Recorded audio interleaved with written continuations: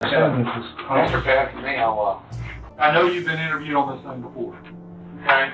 And I've got the transcripts of those interviews and things that were said. Now I've got to redo those interviews so I can get them to close this case. The morning of November 5th, 1981, began quietly in Hernando County, Florida. Sunlight filtered through the windows, the scent of coffee filled the air, and the hum of cars passing by was the soundtrack of an ordinary day. Inside a modest home, Evelyn Laverne Mackey prepared breakfast for her 11-year-old daughter, Kelly Carpenter. Her new husband, Merle Mackey, was set to drive Kelly to school, a routine that had become part of their daily life. Nothing seemed unusual. Yet by that afternoon, Evelyn had vanished. The calm of the morning was shattered, replaced by a silence no one could explain. Evelyn had endured her share of hardships. Divorced from Larry Wallace, a Navy SEAL, she had raised her children largely on her own. Kelly and her older brother, Charles Trulock, then 19, had grown accustomed to their mother's resilience and independence. Then came Merle Mackey. They met at a church event, a prison outreach ministry for nonviolent offenders, sometime in the late 1970s.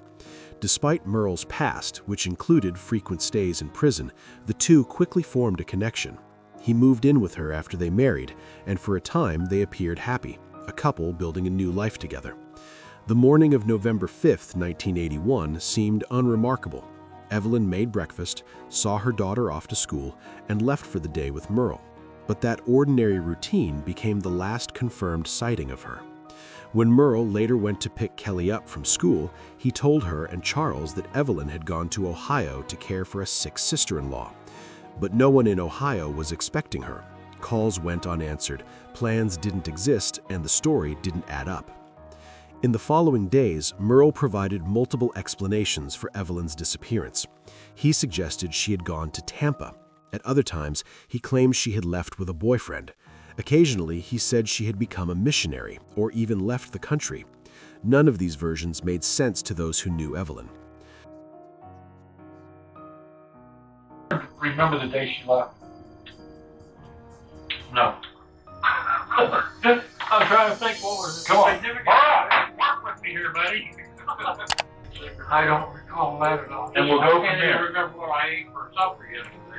By January 1982, the family had filed a missing persons report. Evelyn had seemingly vanished without a trace. Investigators looked into the details surrounding her disappearance. They discovered that on the day she vanished, several withdrawals had been made from her bank account. In the following months, the account had been emptied entirely. But no further clues emerged, and the case went cold. For more than 30 decades, Evelyn's whereabouts remained a mystery, and the story faded into obscurity. Then, 33 years later, a breakthrough occurred. Sergeant Pill Lankin attended a national homicide conference where he learned about unresolved cases like Evelyn's. Her disappearance resurfaced as part of a broader investigation into cold cases. Merle Mackey, by then living in Chandler, Texas, became the focus of renewed attention. Investigators devised a strategy to bring him in, creating a ruse involving a plane crash in South America and suggesting that Evelyn's remains might have been found, potentially entitling him to compensation. Merle agreed to revisit his previous statements, unaware that every word would be scrutinized. Back at the station, detectives approached the conversation with care. Pushing too hard could provoke Merle to walk away, but a subtle approach might yield insights. For hours, stories unfolded, twisted and contradictory. Merle's recollections shifted, painting a picture of a man accustomed to deception, someone who altered details with each retelling. He described events in ways that seemed plausible, yet inconsistent, each version leaving more questions than answers. The inevitable discussion returned to November 5, 1981. Merle's demeanor began to change. Once relaxed and confident, he grew anxious and attentive as detectives pressed inconsistencies. Details that had seemed minor, bank visits, phone calls, trips, suddenly carried weight. Investigators noted that Merle appeared increasingly aware that the past could no longer be hidden. Eventually, a turning point occurred. Merle admitted that he was present when Evelyn died, but his account was puzzling. He suggested that Evelyn may have been alive when tied and thrown into the water, yet no body was ever recovered. Detectives followed the leads he provided, searching docks and surrounding areas, but nothing was found. The contradictions in his story made it impossible to confirm the truth. The legal process moved slowly. Evidence was scarce, and even with Merle's confession, investigators faced limitations. They presented the case to Florida's 8th Circuit jurisdiction, where a grand jury indicted Merle for first-degree murder. Despite this, the exact location of Evelyn's body remained unknown. Searches turned up nothing. Investigators speculated that Merle might have misled them, intentionally or not, leaving the most crucial detail, the body, permanently out of reach. Merle later pleaded guilty to second-degree murder and was sentenced to 10 years in prison. Yet, even with this conviction, the circumstances surrounding Evelyn's disappearance remained unclear. How could someone vanish so completely, leaving behind only fragments of a life? Were Merle's statements accurate, or had he obscured details to protect someone else or himself? Investigators have proposed several theories. One suggests that Evelyn's death was truly accidental, a tragic misstep that Merle, in panic, sought to conceal.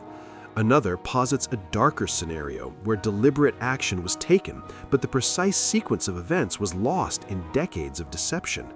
A third theory considers that Merle's memory and recounting may have been distorted over time, making it impossible to separate fact from fiction. None of these explanations can be confirmed. There is one unsettling element that continues to haunt those who study the case.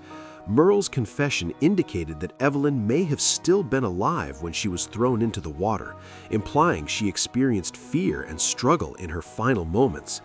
The lack of a recovered body leaves the possibility open that the full horror of that day may never be known.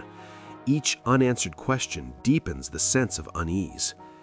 And so, the story of Evelyn Laverne Mackey ends, if it ever truly ended, without resolution. November 5, 1981 remains etched in Hernando County as a date marked by disappearance and uncertainty. The exact circumstances of her death, the location of her remains, and the motivations behind the events of that day remain hidden behind decades of lies and selective memory. Even after... And it's coming.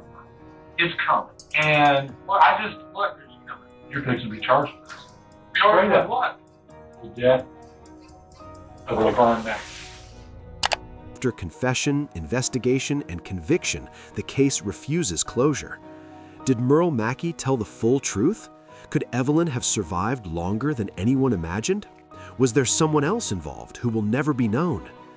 The answers are lost in time, leaving only fragments for investigators and historians to piece together. For more than 40 years, the question has lingered. What truly happened that morning in Hernando County, and how could a life disappear so completely, leaving only shadows and speculation behind?